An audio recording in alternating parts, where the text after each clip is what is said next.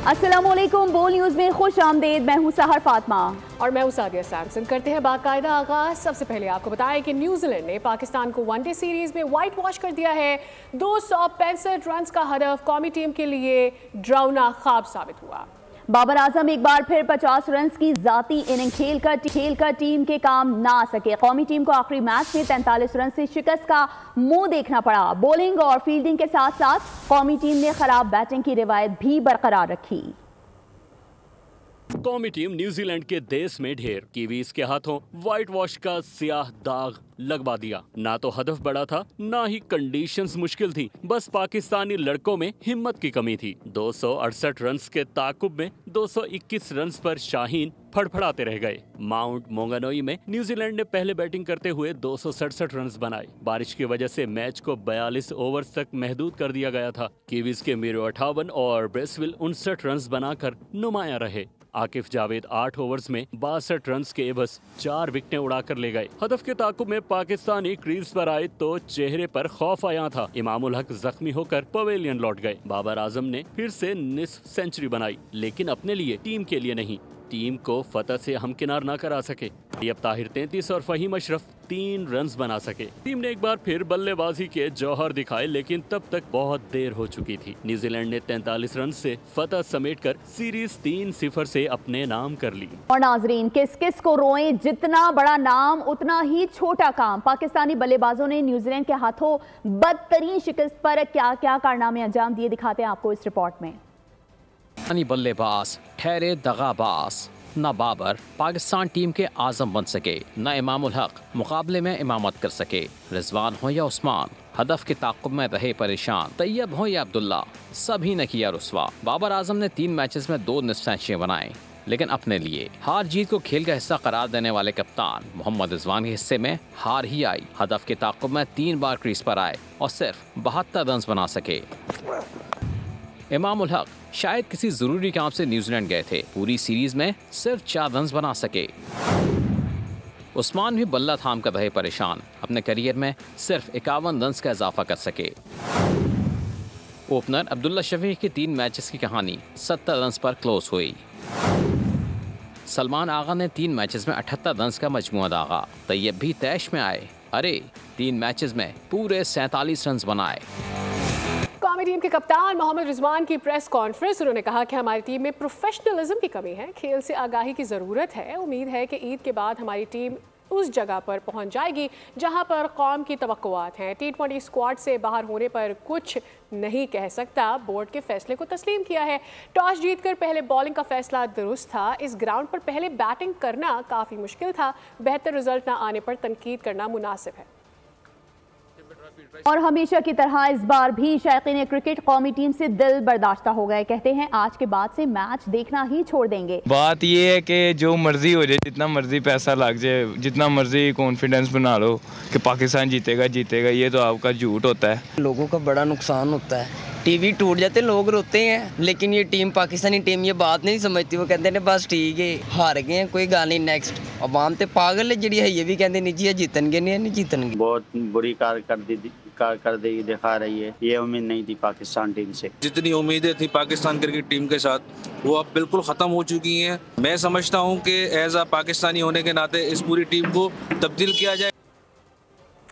अफगान शहरी न्यूजीलैंड में भी बाज न आए। स्टेडियम में फैन की कौमी क्रिकेटर से बदतमीजी, आवाज़ें कसने पर खुशदिल शाह ने शायकीन को मना किया। अफगान शायकीन ने नाजेबा अल्फाज अदा किए। खुशदिल शाह से हाथापाई की भी कोशिश की। पाकिस्तान टीम की शिकायत पर शायकीन को स्टेडियम से बाहर निकाल दिया गया। गवर्नर सिंध कामरान खान टिसोरी 23 जनवरी को डंपर तले आकर जाँ बहक होने वाली खातून के घर पहुंच गए। मुतवफ़िया की तीनों बच्चियों की तालीम की जिम्मेदारी उठाने का ऐलान किया। कहा कि हिमायत करें तो सियासी जमातों की जानिब से तनकीद की गई। गवर्नर सिंध की जानिब से मुतासरा खानदान को 80 गज के प्लॉट की फाइल भी दी गई। उन्होंने डंपर तले कुचले जाने वालों के लवाहिकीन को गवर्नर हाउस भी बुला लिया।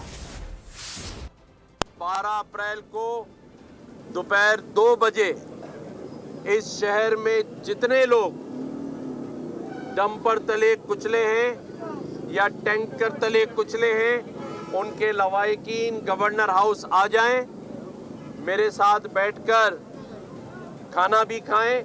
उनके तमाम कवाइफ लिखे जाएंगे, सबको एक एक प्लॉट देने का मैं ऐलान करता हूं। मैं 2 महीने बाद अगर आया तो इन तीनों बच्चियों के एडमिशन लेकर आया हूं। मैं अगर 3 महीने बाद आया तो आज से महीने के जो पैसे ये कमाता था उतने पैसे इसको हर महीने मिलेंगे। महाजिर नारा लगेगा। मैंने सबसे पहले गवर्नर हाउस में 77 साल के बाद महाजिर सकाफत, महाजिर कल्चर डे का प्रोग्राम किया है। मैं इस शहर का बेटा हूं, मैं भी महाजिर हूं। मेयर कराची मुर्तज़ा वहाब कहते हैं गवर्नर सिंध खबरों में आने के लिए बयानात देते रहते हैं। क्या इंसानी जान की कीमत सिर्फ एक प्लॉट या प्रेस कॉन्फ्रेंस है? बोल से बातचीत करते हुए उन्होंने कहा कि नेकी का मकसद सिर्फ दुनिया को दिखाना नहीं होना चाहिए। सियासी जमातें घर जाकर प्रेस कॉन्फ्रेंस नहीं करती बल्कि अमली काम पर यकीन रखती हैं। आपका पॉइंट ऑफ व्यू है क्या? मेरे ख्याल में वो सिर्फ शोहरत हासिल करने के लिए, हेडलाइन बनाने के लिए इस तरह के स्टेटमेंट्स दे देते हैं। मुझे हैरत ही होती है, एक दिन वो कहते हैं कि मैं डंपर के सामने खुद आ जाऊंगा और ये चीज़ें नहीं हो पाएंगी। फिर वो एक दिन पहुंचते हैं और कहते हैं जी मैं इनको प्लॉट दे देता हूँ 80 गज का या 40 गज का या 100 गज का। क्या इंसानी जान की कीमत जो है वो एक प्रेस कॉन्फ्रेंस है? क्या इंसानी जान की कीमत जो है वो मजम्मत है? क्या इंसानी जान की कीमत क्या वो 80 गज का प्लॉट है? मुझे बड़ा अफसोस होता है कि इसके ऊपर जो पॉलिटिक्स करने की कोशिश कर रहे हैं या सिर्फ शोहरत हासिल करने की कोशिश की जा रही है। जिस ओहदे पर वो फाइज है उनको इन चीज़ों से गुरेज करना चाहिए। वज़ीर इत्तलात पंजाब अज़मा बुखारी और सिंध के सीनियर वज़ीर शर्जील नाम मेमन आमने सामने आ गए। अज़मा बुखारी ने कहा कि पीपल्स पार्टी कैनाल के मामले पर सियासत कर रही है। बिलावल की बातें गैर संजीदा हैं। विफाक से पैसों पर बात हो सकती तो कैनाल्स पर क्यों नहीं? शर्जील नाम मेमन बोले कैनाल्स बनाने के लिए मेरी लाश से गुजरना होगा। पीपल्स पार्टी किसी सूरत कैनाल्स नहीं बनने देगी। हम अवाम के साथ खड़े हैं। बिलावल भुट्टो भी ये बात वाज़ेह कर चुके हैं। मैं बिलावल साहब की ज़्यादा बातों को रिस्पॉन्ड इसलिए नहीं करना चाहती क्योंकि मैं नहीं समझती कि जलसों में खड़े होकर और मीडिया के ऊपर बयानबाजी से इस मसले का कोई हल हो सकता है। चेयरमैन साहब ने बिल्कुल वाज़ेह पैगाम दिया है कि जो एक सिंध का एक बर्निंग इशू है कैनाल्स का, उस पर एक वाज़ेह एक पॉलिसी बयान दिया जो कि बहुत ही स्ट्रॉन्ग मैसेज था सबके लिए कि वो चाहते हैं और उन्होंने कहा कि किसी भी सूरत में कैनाल्स को बनने नहीं दिया जाएगा। वो अगर जो है वो वफाक का बजट बनाने के लिए और अपने सिंध के लिए और पता नहीं फंड लेने के लिए वो अगर जो है वो बजट के ऊपर वफाकी हुकूमत को जो है वो बैठ कर बात कर सकते हैं तो उनको इसके ऊपर भी बात करनी चाहिए। और ये मुतालबा हमारा कल भी था, हमारा आज भी और कल भी ये रहेगा और इंशाअल्लाह ताला पीपल्स पार्टी ये करवा के रहेगी। तो फिर आपको इंशाअल्लाह ताला पता चलेगा कि फिर जो आज जिन लोगों को कुछ सियासत करने का, कुछ टीवी पे आने का, कुछ सोशल मीडिया पे आने का मौका मिल गया है वो भी चला जाएगा।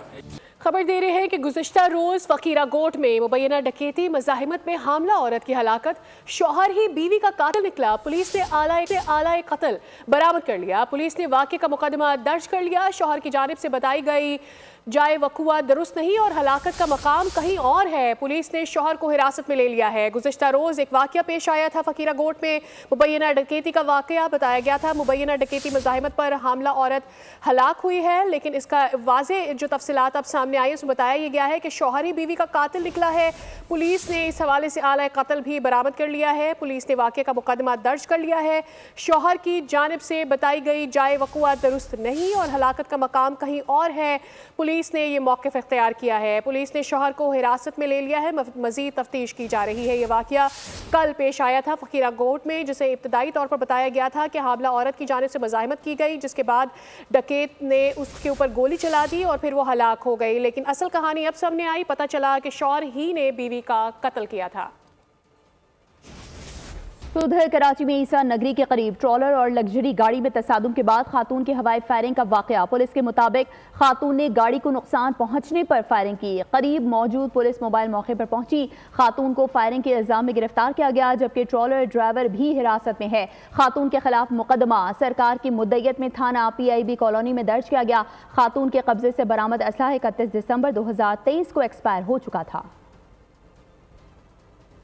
और अभी आपको बताएं कि PNS असलक की पाक बहरिया की ज़ेर क़यादत कमांड टास्क फोर्स 151 की मामलत में काउंटर पायरेसी पेट्रोल का इनेकाद सोमालिया के मशरकी साहिल पर बहराए अरब में किया गया। ISPR के मुताबिक पाकिस्तान नेवी की क़यादत में CTF-151 खलीज अदन और सोमालिया के मशरकी साहिल के करीब बहराए क़ज़ाकी के ख़तरे के पेश नज़र मौसर इक़दाम कर रही है।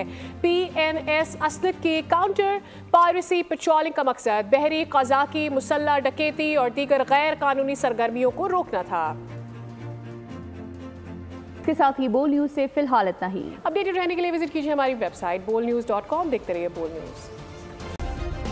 सब्सक्राइब करें और बेल दबाएं ताकि कोई खबर रह न जाए।